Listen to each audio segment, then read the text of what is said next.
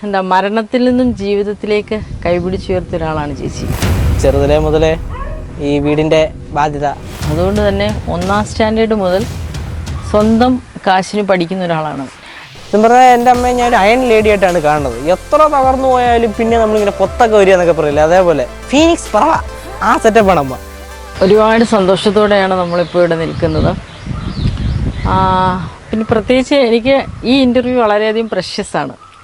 കാരണം ലൈഫിലൊരു ടേണിംഗ് പോയിൻ്റാണ് ഞങ്ങളുടെ രണ്ടുപേരുടെയും ജീവിതത്തിൽ.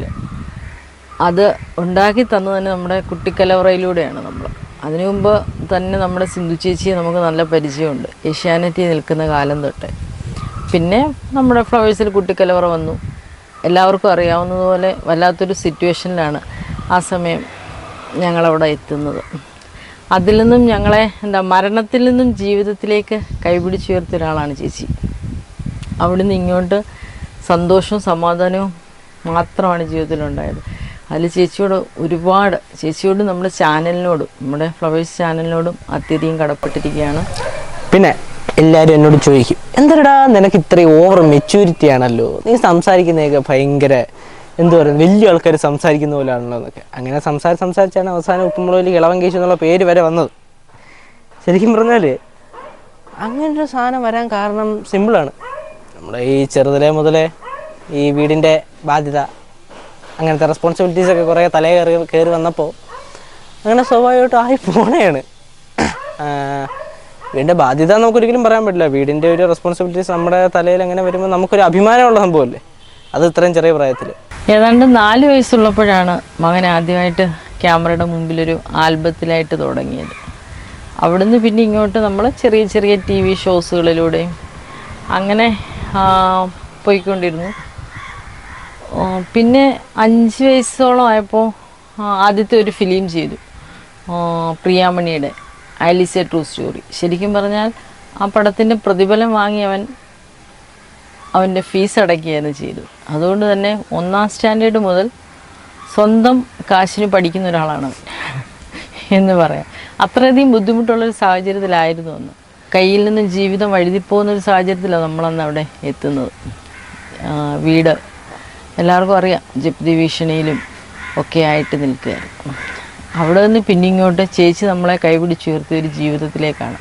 അതുകൊണ്ട് തന്നെ സിന്ധു ചേച്ചിക്ക് ഒരു ഇൻ്റർവ്യൂ എന്ന് പറയുമ്പോൾ ഭയങ്കര, ചേച്ചിയുടെ ചാനലിലേക്ക് എന്ന് പറയുമ്പോൾ എനിക്ക് ഭയങ്കര സന്തോഷമാണ്. അമ്മയെടുത്ത്, അതായത് എൻ്റെ അമ്മയെടുത്ത് പണ്ടൊരാൾ പറഞ്ഞിട്ടുണ്ട്, മോനൊരു 10 വയസ്സാവുമ്പോൾ അവനെ കടയിൽ വിട്ട് ഒരു 1 കിലോ അരിയെങ്കിലും വീട്ടിലോട്ട് മേടിച്ചുകൊണ്ട് വരുന്ന രീതിയിൽ, അതായത് സ്വന്തമായിട്ട് പിള്ളേർ ഈ കടയിൽ പോയി സാധനം മേടിച്ചുകൊണ്ട് വരുന്ന രീതിയിൽ എങ്കിലും അവനെ ആക്കണമെന്ന്. അപ്പോൾ അമ്മ ഇപ്പോൾ പറയും, അവൻ 10-12 വയസ്സായപ്പോഴത്തേന് വീട്ടിലെ കടവും മാറ്റി, പിന്നെ വീട്ടിലോട്ടുള്ള സകലമായ ചിലവുകളും നോക്കണത് അവനാണത്. സത്യം പറഞ്ഞാൽ അതൊക്കെ കേൾക്കുമ്പോൾ നമുക്ക് ഭയങ്കര അഭിമാനമുള്ളൊരു സംഭവമാണ്. പിന്നെ അമ്മ എപ്പോഴും പറയടാ, നമ്മളെ ഒരുപാട് പേര് എപ്പോഴും താഴ്ന്ന് കാണാൻ ആഗ്രഹിക്കുന്നവരുണ്ട്, പക്ഷെ അവരുടെ മുമ്പിൽ ജീവിച്ച് കാണിക്കുന്നതാണ് നമ്മുടെ ഒരു വിൽ പവർ എന്ന് പറയുന്നത്. സത്യം പറഞ്ഞാൽ എൻ്റെ അമ്മയെ ഞാൻ ഒരു അയൺ ലേഡി ആയിട്ടാണ് കാണുന്നത്. എത്ര തകർന്നു പോയാലും പിന്നെ നമ്മളിങ്ങനെ പൊത്തൊക്കെ വരിക എന്നൊക്കെ പറയില്ല, അതേപോലെ ഫീനിക്സ് പറവ ആ സെറ്റപ്പാണ് അമ്മ. ഇപ്പം ശരിക്കും ഞാൻ ജീവിതത്തിലെ സന്തോഷവതിയാണ്. അന്ന് ആരും അറിയാതിരുന്ന 2 പേരായിരുന്നു ഞാനും എൻ്റെ മകനും. ഇന്ന് എൻ്റെ മകനെ സ്നേഹിക്കുന്ന ലക്ഷക്കണക്കിന് അച്ഛനമ്മമാർ, മുത്തശ്ശിമാർ, അങ്ങനെ എവിടെ ഇറങ്ങിയാലും കുഞ്ഞു കുട്ടികൾ പോലും കേശു അല്ലെ കേശേട്ടാ എന്നുള്ള വിളി അവൻ ആ കഥാപാത്രത്തിൽ തന്നെ അറിയപ്പെടുന്നു. അതൊരു വലിയ ഭാഗ്യം തന്നെയാണ്. ഇതിനിടയിൽ നെഗറ്റീവ്സ് ഉണ്ട്, പക്ഷേ നമ്മൾ ആ നെഗറ്റീവ്സിനെ കാണുന്നില്ല. അതിനേക്കാൾ ഇരട്ടിക്കായി പോസിറ്റീവായി കാണുന്നവരുണ്ട്. ശരിക്കും എൻ്റെ കുഞ്ഞിൻ്റെ ഹാർഡ് വർക്കിൻ്റെ ഒരു ഫലം ജഗദീശ്വരൻ തന്നു എന്നതാണ് എനിക്ക് തോന്നുന്നത്. ഇന്ന് എനിക്കതിൽ വളരെയധികം അഭിമാനമുണ്ട്. എൻ്റെ കുഞ്ഞ് പാഴായിപ്പോയില്ലല്ലോ, ഞാൻ വളർത്തി മോശമായി പോയില്ലല്ലോ എന്നൊരു സന്തോഷവും കൂടിയുണ്ട്. സ്വാഭാവികമായിട്ടും ഞാനും അമ്മയും തമ്മിൽ ഇപ്പോഴും മച്ചാൻ കമ്പനിയാണല്ലോ. അതുകൊണ്ട് തന്നെ ഇടയ്ക്കിടയ്ക്ക് ഞങ്ങൾ അടിയൊക്കെ ഉണ്ടാവും. അടി ഉണ്ടാവുമെന്ന് വെച്ചാൽ ഭയങ്കര സീരിയസ് കാര്യമായിരിക്കും. ഈ അടുക്കളയിൽ അമ്മ എന്തെങ്കിലും കുക്ക് ചെയ്യുന്ന സമയത്ത് എടാ മുളക് പൊടി ഒന്ന് എടുത്തേ, ഞാൻ പെട്ടെന്ന് നമ്മൾ പെട്ടെന്ന് കട്ട് ഓഫ് ആവുമല്ലോ, എന്നിട്ട് വേറെ എന്തെങ്കിലും കാര്യത്തിനങ്ങ് പോവും. 10-15 മിനിറ്റ് തിരിച്ചു പോയി, നിന്നോട് ഞാൻ ഒരു സാധനം മുളക് പൊടി എടുക്കാൻ പറഞ്ഞു, എന്നോട് പറഞ്ഞോ? ഓ പറഞ്ഞായിരുന്നല്ലേ, ആ ശരിയാണ്. അപ്പോൾ ഒരു തെറിവിളി ഉണ്ട്, എടാ എടാ എടാ എടാ നിനക്ക് ബോധമില്ല, ഞാൻ അറിയാത്തോണ്ട് ഞാൻ ചോദിക്കുകയാണ്, നീ എന്തുവാ ആരുടെയാടാ ബുദ്ധി കിട്ടിയേക്കുന്നത്? ഞാൻ ചെറുതായിട്ട് പറയും, ആരുടെ ആയിരിക്കും ഒന്ന് ആലോചിച്ച് നോക്ക്. എൻ്റെ തന്നെയല്ല, നമുക്ക് ഒന്നും പറയാൻ പറ്റത്തില്ല. അതേപോലെ ഈ തുണി അലക്കാൻ പറയുമ്പോൾ വാഷിംഗ് മെഷീനിലാണ് സ്വാഭാവികമായിട്ടും കൊണ്ടുപോയി ഇടും, ഓൺ ചെയ്യാൻ മറന്നു പോകും. രാത്രി തുണികളൊക്കെ ഇടാൻ പറയും, സോപ്പ് പൊടി വരെ ഇട്ട് വെച്ചിരിക്കും. പിറ്റേ ദിവസം രാവിലെ വന്നിട്ട് അമ്മ ഒരു ചെറിയ അബദ്ധം പറ്റിപ്പോയി, വാഷിംഗ് മെഷീൻ ഓൺ ചെയ്തൊക്കെ ഒരു ടക്കൻ അവിടെ നിന്ന് ഇറങ്ങി ഓടി ഞാൻ ഷൂട്ടിനോട്ട്, ഇല്ലെങ്കിൽ എയറിലായിരിക്കും ഞാൻ. കുറേ പേർക്ക് പറ്റിയിട്ടുള്ള അബദ്ധമായിരിക്കും.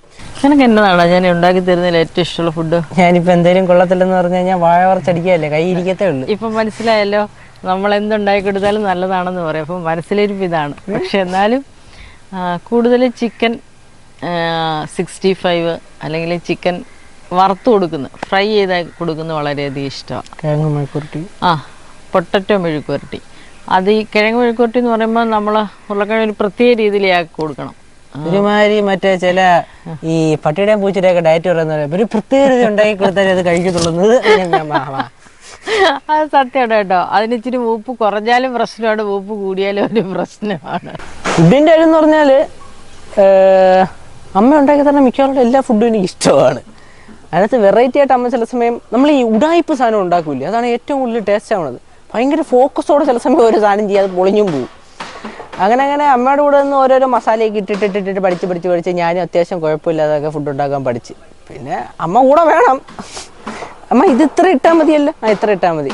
ഈ ചില സമയം ദോശക്കൊക്കെ മാവ് ഞാനും ഒരു റൗണ്ട് ഇടും, അമ്മ ഒരു റൗണ്ട് ഇടും, പൊളിക്കും. ദോശ കഴിക്കുമ്പോൾ ഞാൻ അമ്മ എന്ത് പറ്റും, ഉപ്പ് കൂടുതൽ ഇട്ടാ, നീ ഉപ്പിട്ടാ ചെറുതായിട്ട് തിന്നിട്ട് പോയാൽ മതി. ഒരു ദിവസം അങ്ങനെ 12 ദോശ ഇട്ടു, 12 ഞാൻ തന്നെ എണ്ണ തിന്നു.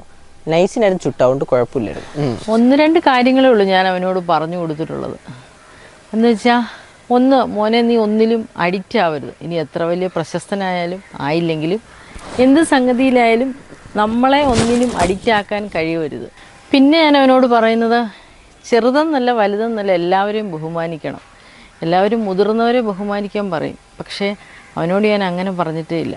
തന്നിൽ ഇളയ കുട്ടിയായാലും അതിനെയും ബഹുമാനിക്കണം. അവർക്കും അവരുടേതായ വ്യക്തിത്വമുണ്ട്.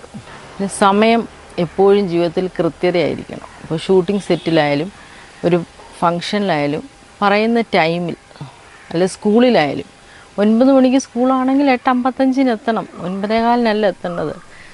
സമയം നമ്മുടെ ജീവിതത്തിൽ വിലപ്പെട്ടതാണ്. പിന്നെ ഇപ്പോഴത്തെ നിലവിലത്തെ വിശേഷം എന്ന് പറഞ്ഞാൽ, ഞാനിപ്പോൾ പുതിയതായിട്ടൊരു കാർ എടുത്തായിരുന്നു, നമ്മുടെ ഇന്ത്യൻ കിയയുടെയാണ് കാറ്.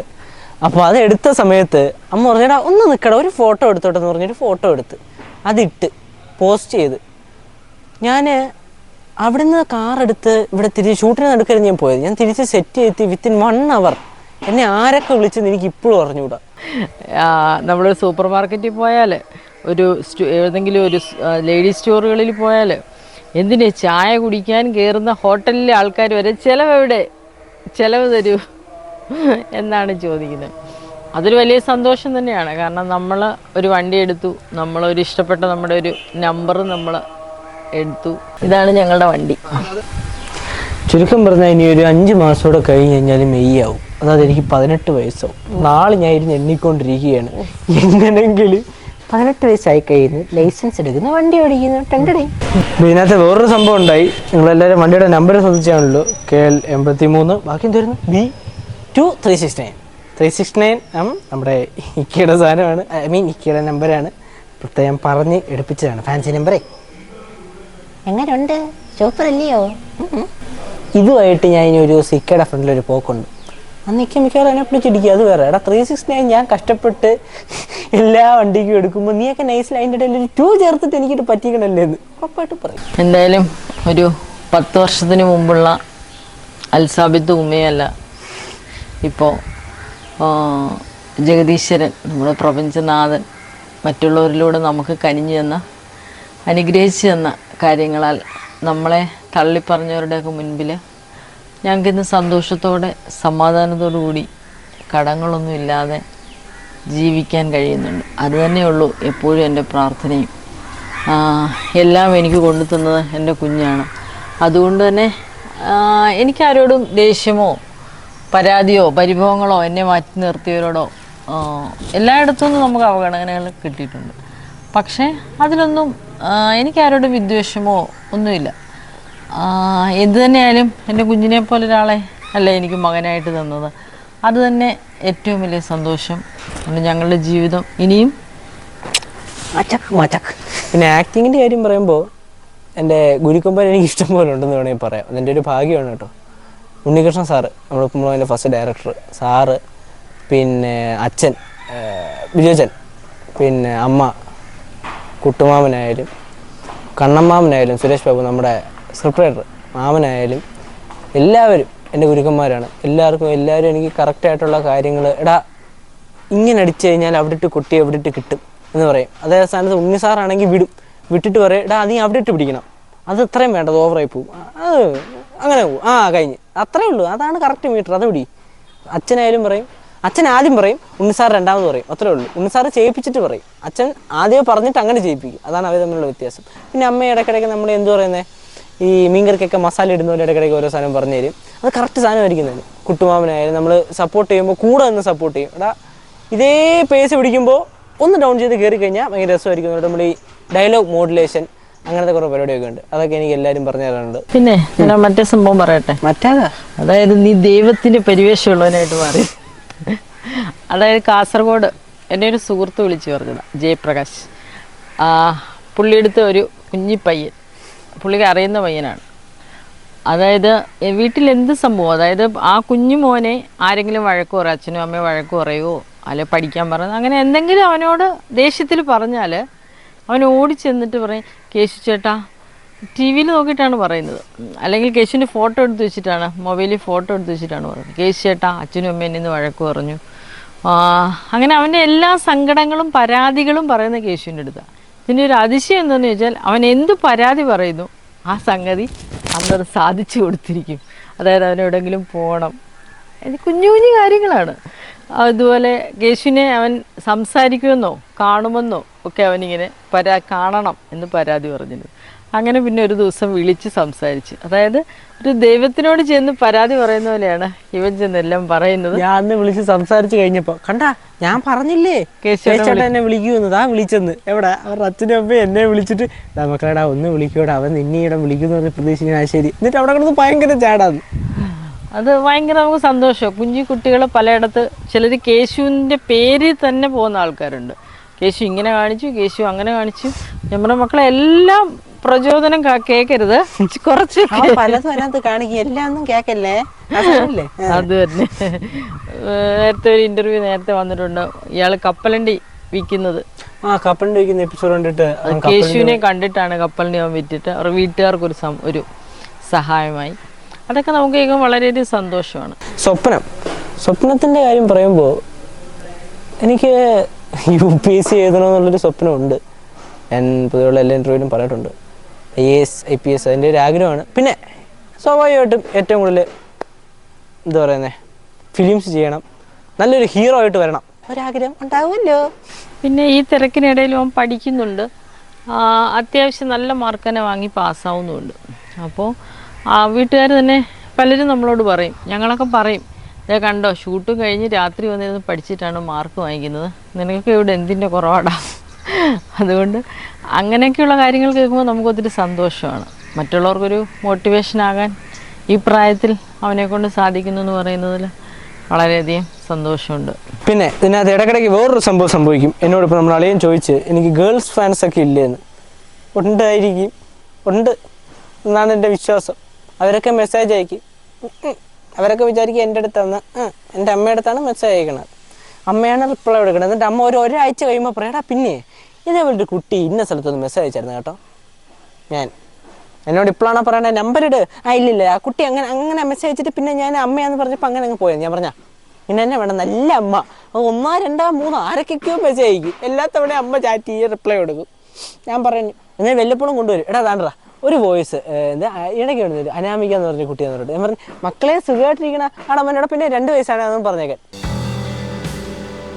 2 വയസ്സ് 3 വയസ്സുള്ള പിള്ളേരെയൊക്കെ നമ്മുടെ അടുത്ത് കൊണ്ടുവരും. അങ്ങനെയാണല്ലോ അമ്മമാർ. അപ്പോൾ അതായത് ഞങ്ങളുടെ വീട് കഴിഞ്ഞു പോകുന്നു, ഞാൻ, എൻ്റെ ഉമ്മ, എൻ്റെ മകൻ, ഞങ്ങൾ കഴിഞ്ഞുകൂടി പോകുന്നത്, അല്ലെങ്കിൽ ഞങ്ങളുടെ വീടിൻ്റെ നാഥൻ കേശു ഈ വീടിൻ്റെ നാഥൻ എന്ന് പറയുന്ന പോലെ തന്നെയാണ് എൻ്റെ അൽസാബിത്താണ് ഞങ്ങളുടെ കിളിക്കൂട് എന്ന വീടിൻ്റെ നാഥൻ.